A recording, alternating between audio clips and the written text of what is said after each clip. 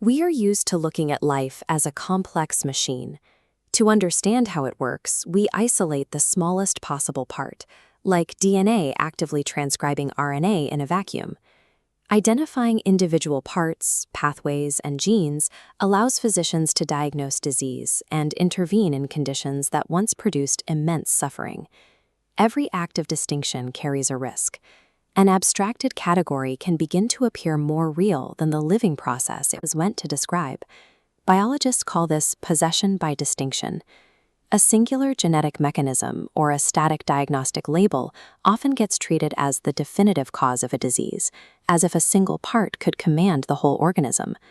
Purely physiological models break down when confronted with systemic, chronic, or ecologically driven illnesses. In these cases, the isolated part fails to explain why the system remains unwell. Life exceeds any single distinction we make about it.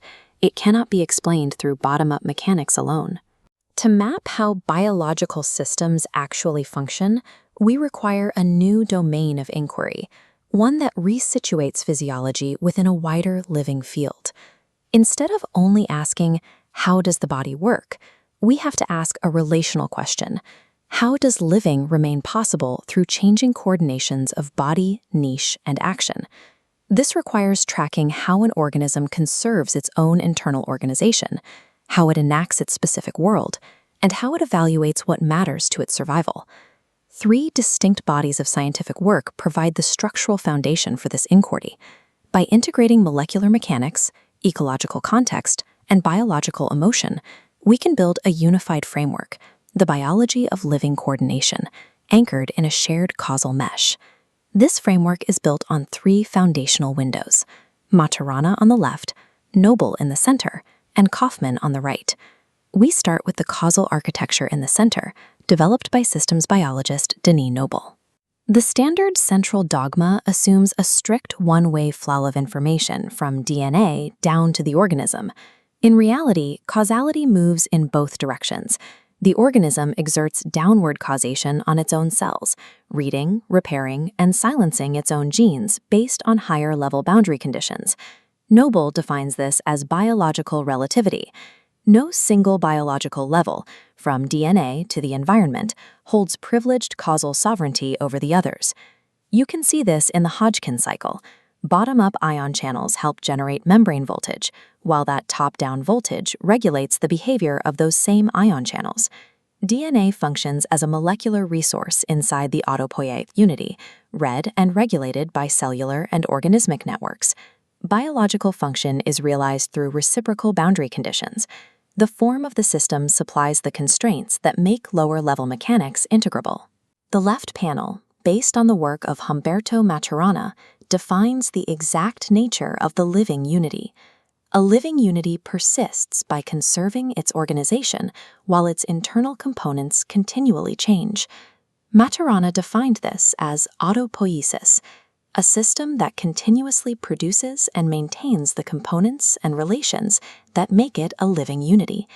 This establishes the first rule of living constitution. Structural components change constantly, but the organization must be strictly conserved to avoid disintegration. This self-producing system exists only in relation with a medium that makes its living possible. The organism and its niche arise together, forming a dynamic ecological organism-niche unity. Adaptation represents the ongoing conservation of a viable relationship between the organism and its niche. The final window, based on Katherine Peil Kauffman's work, provides the evaluative dimension of living, affective valuation. Organisms evaluate whether conditions support or threaten their living. Some encounters invite approach, others call for avoidance. This is an ancient biological self-regulatory logic. Emotion serves as a sense that guides the organism toward what is beneficial and away from what is harmful. This diagram illustrates emotioning. It is the relational affective configuration through which action becomes possible. The preservation logic uses negative feelings to drive protective avoidance and defense. The development logic uses positive feelings to drive exploration and the building of new capacities. These tendencies are enacted through physiology. Autonomic tone, immune readiness, and metabolic allocation shift to support the chosen domain of action. Emotioning is the valenced organization of the organism-medium coupling. It determines what actions are physically available in a given moment.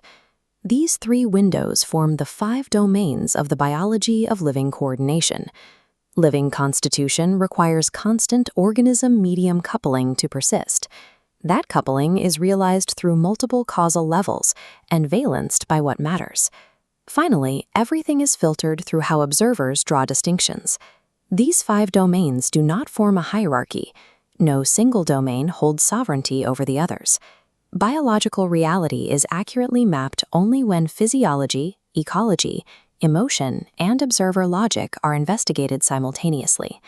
This framework defines health as the organism's capacity to conserve its organization while remaining open to adaptive structural change.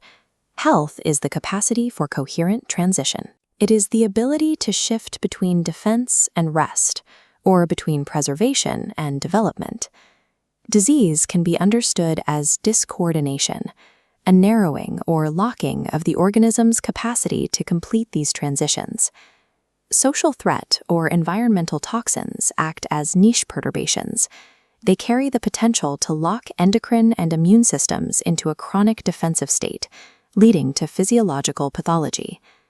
Clinical care acts as an intervention in this causal field.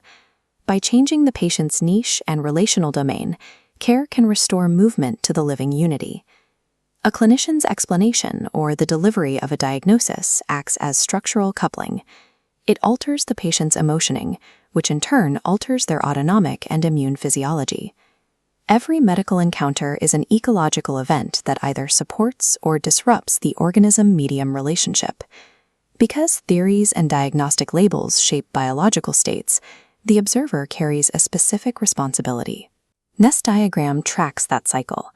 An observer's concern dictates the diagnosis applied, leading to interventions. The real-world consequences of those interventions must correct the initial theory. This cycle requires a posture of wu-wei, or non-forcing participation in the living movement of the system. Wu-wei is action proportionate to the living situation, guided by the system's constraints and next possible transition.